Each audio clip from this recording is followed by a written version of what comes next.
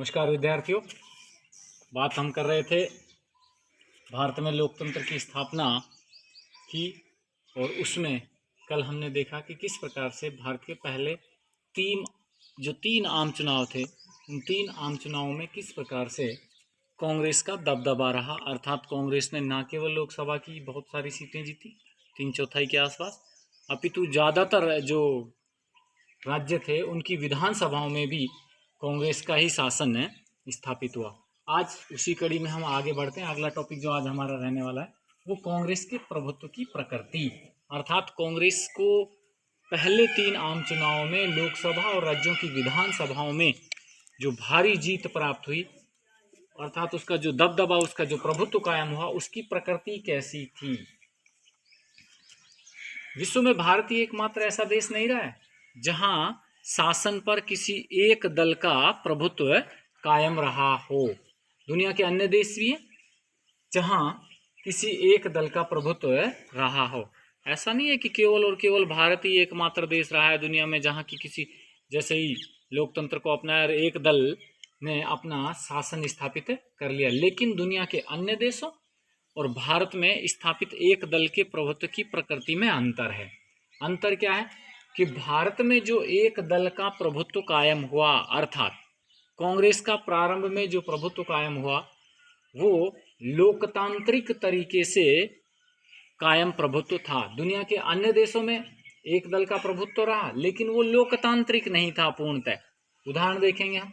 भारत में तो कांग्रेस ने अपना प्रभुत्व कायम किया लोकतंत्र के आधार पर। यहाँ स्वतंत्र और निष्पक्ष चुनाव हुए।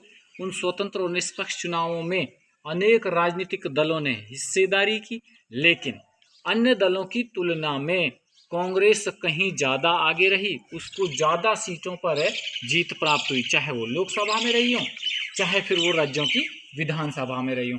दूसरे देशों में हम स्थिति देखते हैं कि वहाँ एक दल का प्रभुत्व कैसे कायम रहा। उदाहरण देखते हैं हम चीन, क्यूबा और सीरिया कि संविधान में ही यह उल्लेखित है, उसके संविधान में ही ये प्रस्ताव रख दिया गया है, लिख दिया गया है। कहाँ हम बात कर रहे हैं, सीरिया की बात कर रहे हैं, क्यूबा की बात कर रहे हैं, चीन की, कि इन देशों में केवल एक ही दल को सरकार बनाने का अधिकार है, केवल एक ही दल को। जैसे चीन में हम बात करें तो वहाँ की जो कम्युनिस्ट पार्टी है, केवल वही सरकार का गठन कर सकती है। बहुत लंबे समय तक तो चीन में लोगों को दूसरा राजनीतिक दल बनाने का ही अधिकार नहीं था। अब वहाँ के संविधान में थोड़ा सा संशोधन करके ये बात लिख दी गई है कि लोग दूसरा राजनीतिक दल बना सकते हैं, लेकिन वो दल सरकार का गठन नहीं कर सकता। तो वहाँ तो संवैधानिक प्रावधान है। फिर हम बात करते हैं म्यांमार, बेलारूस और इरिट्रिया में। यहाँ कानूनी उपायों और सेना की सहायता से, ये कुछ ऐसे राष्ट्र हैं, इरिट्रिया है, म्यांमार है, बेलारूस है, यहाँ कुछ तो कानूनी उपाय हुए और कुछ सेना की सहायता ली गई, उसके माध्यम से किसी एक दल का शासन स्थापित हुआ। तो बात करें आपसे कुछ समय पहले तक की, कुछ वर्षों पहले तक की, तो दक्षिण कोरिया में, मैक्सिको में और ताइवान में भी एक ही दल का शासन था। फिर बता देता हूँ, देखो ये जो हमने उदाहरण देखे हैं ये अलग प्रकार के उदाहरण हैं। वहाँ पर लोकतंत्र के आधार पर किसी एक दल का प्रभुत्व कायम नहीं हुआ है। भारत में लोकतंत्र के आधार पर किसी एक दल का प्रभुत्व कायम हुआ है। रंग भेद की समाप्ति के बाद दक्षिण अफ्रीका में 1992 में रंग भेद की समाप्ति हुई और नेल्सन मंडेला जेल से रिहा हुए। उसके बाद दक्षिण अफ्रीका में अफ्रीकी नेशनल कांग्रेस का ही शासन कायम हुआ है, अर्थात वहाँ पर भी एक दल का प्रभुत्व कायम हुआ है। और भारत में जो कांग्रेस का प्रभुत्व रहा प्रारंभिक 3 चुनावों में, उसकी जो प्रकृति रही है वो दक्षिण अफ्रीका जैसी ही रही है।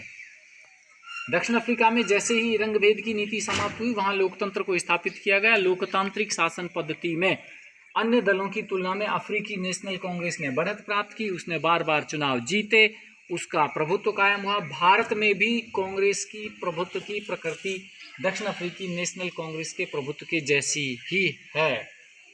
बात करते हैं कि कांग्रेस के प्रभुत्व के कायम होने में किन बातों ने सहयोग दिया, अर्थात वे परिस्थितियां जिनने कांग्रेस को प्रभुत्व स्थापित करने में सहयोग दिया। सबसे पहले आज़ादी के आंदोलन की विरासत। अंग्रेजों के विरुद्ध जब हम अपनी आज़ादी की लड़ाई लड़ रहे थे तो उस आज़ादी की लड़ाई का नेतृत्व जो किया था वो दल के रूप में भारतीय राष्ट्रीय कांग्रेस ने किया था।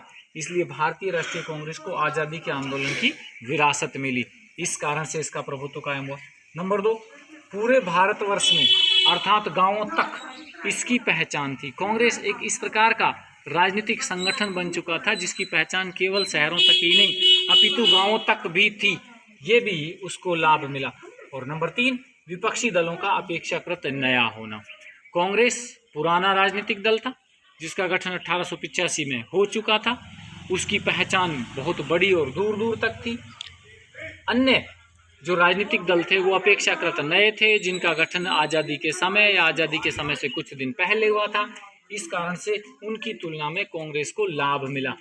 ये कांग्रेस के प्रभुत्व की प्रकृति है कि किस प्रकार से कांग्रेस ने प्रथम 3 आम चुनावों में अपना दबदबा कायम करके रखा। आज के लिए इतना ही, धन्यवाद।